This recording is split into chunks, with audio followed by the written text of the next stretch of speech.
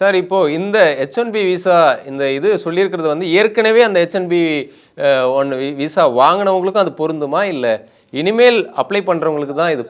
அது அவங்க திட்டவட்டமாங்க அது வந்து ஒரு கிளியர் பண்ணிட்டாங்க. அப்படியெல்லாம் ஒண்ணும் கிடையாது. இப்போ ஏற்கனவே இது வருங்காலத்துல அது கூட இன்னும் ஒரு 10 நாள் பொறுத்து பார்க்கணும். இன்னும் வர்த்தக பேச்சுவார்த்தையில இதை திருப்பி நம்ம இந்தியாவுக்காக ஏதாவது சலுகை தந்தா இதெல்லாம் ஒரு ஒரு எப்படி சொல்லுவாங்க, இது ஒரு சதுரங்க விளையாட்டு. இவங்க இந்தியாவிலேருந்து நீ இதை வாங்கினா நான் அதை அலோவ் பண்ணுவேன், அதை நீ வாங்கினா நான் அலோவ் பண்ணுவேன்னு அவங்க பேசி முடிச்சு அதுல இன்னும் கொஞ்சம் சலுகை வரலாம்.